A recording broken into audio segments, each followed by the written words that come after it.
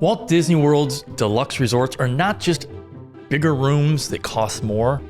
They are a destination within a destination. And today we're going to show you why Disney fans who stay at a deluxe resort find it hard to go back to a moderate or a value. And did you know the very first two resorts at Walt Disney World were deluxe resorts? Which ones were they? I bet a lot of you know the answer to that. So, hello, my friend, and welcome to this week's episode of the Disney Travel Secret Show.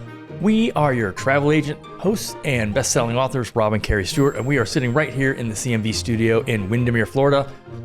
This is episode number 473, original air date March 9th of 2026. Yeah, and tomorrow, March 10th, we are headed to Europe for the rest of the month.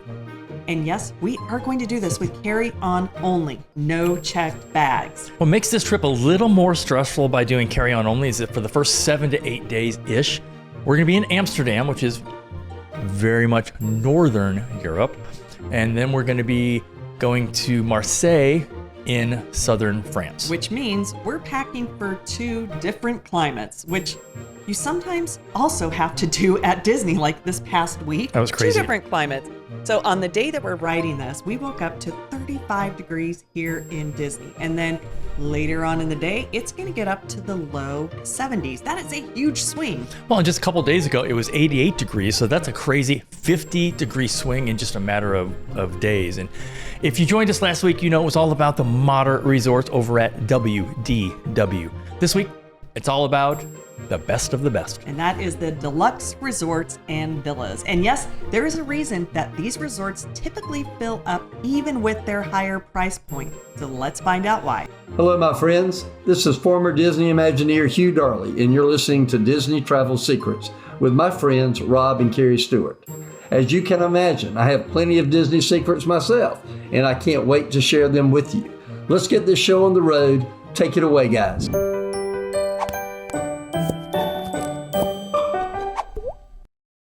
The resorts here in Orlando are very different from the ones that are in California. Technically, it's Lake Buena Vista where Disney is, but I digress. Everybody calls it Orlando. Yeah.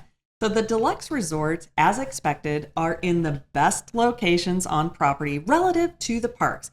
And here's the answer to today's trivia question at the start of the show. What were the first 2 resorts built here at Disney World? And the answer is Contemporary Resort and Polynesian. They both opened on October 1st, 1971, but their dedication ceremony didn't happen until October 24th. So I was only 5, so I really didn't pay attention, and you were like 1.5.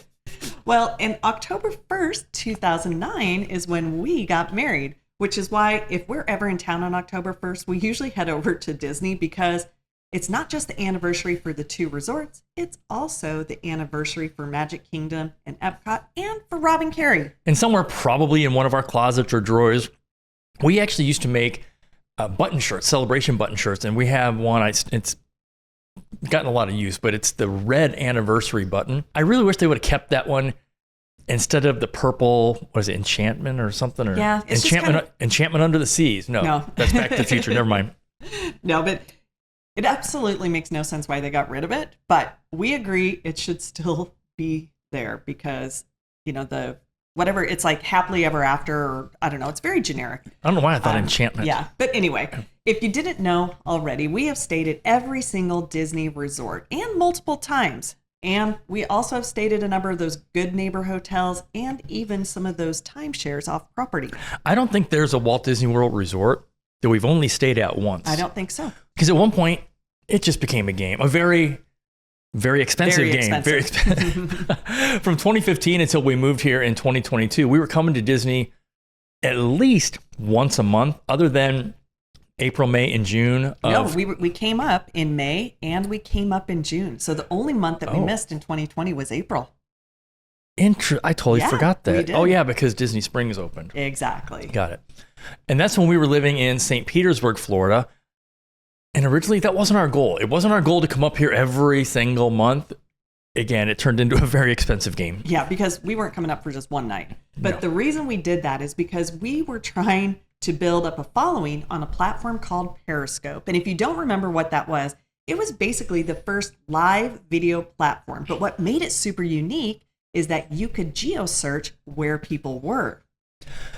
Basically, you could open up the map in Periscope, zoom in, and you could see how many people and who was going live at Disney. And a lot of you know we used to be in TV, and we would go live when we were doing our TV shows from wherever we were in the world. But for whatever reason, always the highest number of people that were watching us every single time is when we were at Disney. Yeah, and when we look back on that, it's pretty much the inspiration for us starting our podcast and our business, because unlike many of you, neither one of us grew up going to Disney. That was not a thing in my family. I know, and I grew up in St. Louis, so we were going to Six Flags. But you bring up a great point, because most of you that are listening or hopefully watching probably went to Disney as kids. We never did. Yeah, so super, super unique. So let's talk about the deluxe resorts and a few things that you're going to notice, and probably you already know this. Most of these resorts are going to be closest to the parks. Yeah, so let's start with the Magic Kingdom resorts. You have Contemporary, Polynesian, Grand Floridian. And these are by far the closest resorts to Magic Kingdom. And you can get there by monorail or boat, and you can even walk. Just keep in mind, if you're walking from the Polynesian, that's a pretty long walk. Yes, it is. Next up is what we refer to as the EPCOT resorts, and that's going to be Yacht Club, Beach Club, and BoardWalk Inn. And BoardWalk is one of my favorites anywhere on Disney property. I love the vibe, the activities going on, and the food choices that are right there outside the hotel. And then if Disney's Animal Kingdom Park is a priority, you definitely want to think about staying at Animal Kingdom Lodge, which is a destination for sure. And if you want to stay close to Magic Kingdom, but maybe save a little bit of money by not being on the monorail loop, that is true, then the best choice will be Wilderness Lodge, where you arrive by boat. So, okay, let's talk about what you actually get when you choose to stay at a deluxe resort, because I think a lot of people see the price tag and immediately move on without really understanding what's included in that experience. And that is such a good point, because when you break it down, the deluxe resorts aren't just about a nicer room. It's really about an entirely different level of vacation. And I think it's a different experience. I agree. So let's start with one of the biggest factors. And of course, we mentioned that's location. So some of these resorts put you in a position that literally no other resort tier can offer. Again, as we mentioned, walking to Magic Kingdom, the Contemporary, the Polynesian, Grand Floridian, or again, you can take the monorail. It also gets you're so close to the park without ever having to get on a bus. Yes, which is really nice. Those buses can get a little crowded and a little busy and a little, let's say, late. So again, with these three resorts, you can take a boat over to Magic Kingdom, which is usually the way we get there. Yeah, and when you're on a Disney vacation, that proximity is everything. Being able to just walk back to your resort for a midday break, get the kids a nap, and then head back to the park refreshed, that's not just convenience. That is a game changer for your entire trip. And of course, there's the theming. And look, Disney does, I think they do theming very, very well across all the resort tiers and of course the parks. But at the deluxe level, it just reaches a completely different standard. When you walk into Animal Kingdom Lodge and you're surrounded by authentic African art, the architecture of that lobby is amazing. And actual seeing animals on the savannah outside your window, that is not just a hotel. That is an awesome experience. Yeah, or the Grand Floridian. For those of you that don't know, the theming over there, it is Victorian elegance. You have live music in the lobby, the attention to every single detail. You just feel it the minute you walk through the door. You just know this is different. And of course, we're going to talk about the views, because this is something people don't always think about when they're ready to book their trip. Many of the deluxe resorts offer really good water views like the lagoon or Crescent Lake. And in some cases, you can watch the Magic Kingdom fireworks right from your balcony or right from your resort. Yeah, and it doesn't get any more magical than that when you're on vacation. And speaking of magic, the dining at the deluxe resorts is in a league of its own. So we're talking about some of the finest restaurants on Walt Disney World property.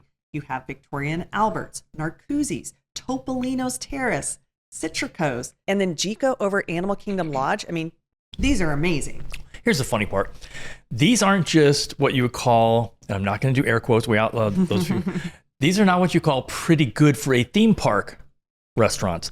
These are legit world-class dining experiences that people plan their entire trips around, just going to some of these restaurants. Yeah, and then let's talk about the pools. Ah, yes. Every Disney resort has its feature pool and then sometimes some sub pools, but the deluxe resorts are at a whole nother level. Yes, they they are. have that nice big water slide. Some are zero entry pools.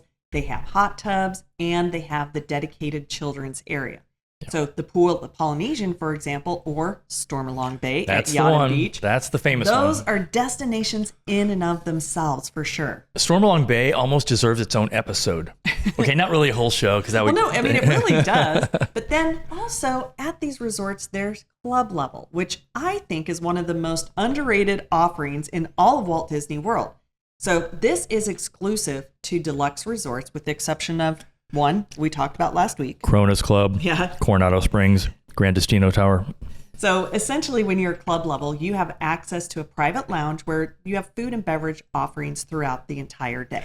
And staying club level really takes the pressure off where you can eat breakfast. Because a lot of times at the value resorts, if you're doing the food court or you're waiting until you get to the park, but breakfast right there, snacks, afternoon appetizers, evening drinks and desserts, kind of like a resort within a resort. And when you factor in what you're saving on food costs throughout your entire trip, the value proposition does start to look a little bit different. Yeah. And finally, let's talk about the rooms themselves. They definitely are more square footage. You're going to have nicer furnishings, balconies in many cases, and then also some of those incredible views we talked about. Yeah. But imagine this. After a long day in the park, you come back to a room that feels more like a luxury retreat. It does make a big difference. And the bathroom size is definitely a game changer in my book. For women, it's always about the bathroom. No, Hey, those two sinks that's important when you have multiple people getting ready.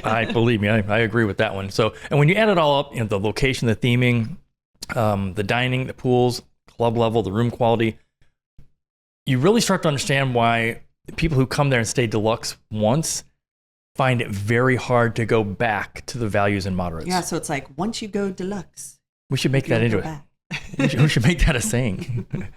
There's a reason that every year we do Agent Palooza at a deluxe resort, but something you might not know is that our first 2 years, we talked about this on the last show, we did our event at Coronado Springs, and for convention space and meeting space, it's great. The deluxes are just better. Yeah, but we also realized that a lot of times, even our agents, they're not staying at a deluxe. So we definitely want them to have the chance to experience these resorts. Because then when they're working with their friends and their clients, they can share all the pros of staying deluxe. And on our coaching call, we're going to talk about fewer, bigger, better, with the idea being fewer clients that take bigger trips and have better experiences. As you're scouring the interwebs, you may see a category called Deluxe Villas. That's going to be the DVC resorts. Saratoga Springs, Old Key West, and Riviera are great examples. And they were purposely built as DVC properties. Yeah, but you also, at every single one of the deluxe resorts, they have the villa side. And again, those are the Disney Vacation Club properties. Here's what kind of separates those out a little bit, though, is that they do have either a kitchenette or a full kitchen. And this is where you're going to get those 1, 2, and 3 bedroom options. But just keep in mind, they're all tied to the regular resorts. They just have like their own section. And then you, of course, have some that are just, the Old Key West, the Saratoga. Those are strictly only DVC. But you can still book into those if that's what you're looking for. And what she means is we can still help you book those categories. So something that's unique about Saratoga and Old Key West is they both have boat transportation over to Disney Springs. In the section over at Saratoga specifically, they have a section called Congress Park.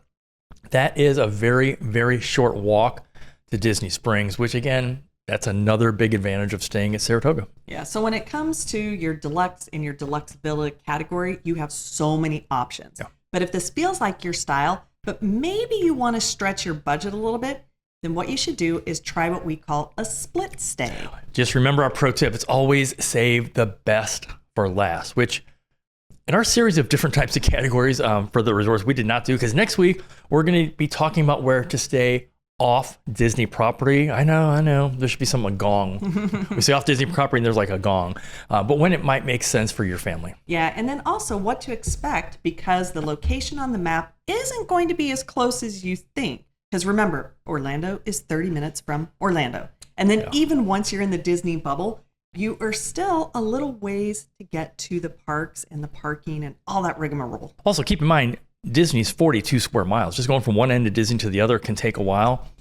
However, if you're going to stay down on like 192, where a lot of the rental properties and timeshares are, you're going to look on a map and it's going to look like you're, a couple inches from Disney. And a lot of times it's 30 minutes, because if you're trying to get to Disney in the morning from that area, you're going to run into a lot of traffic, people going to work and Disney cast members trying to get there to work to make your vacation even better. Yeah.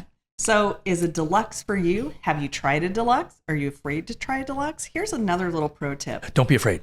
Don't be afraid. But if you want to get some of the best pricing, come on down during the summer, because that is when we usually see some of the best pricing for those deluxe resorts. So if we can help you plan your trip, head over to creatingmagicvacations.com and click on Plan a Vacation. Thanks again for joining us. Until next time, have a magical day. We hope to see you real soon.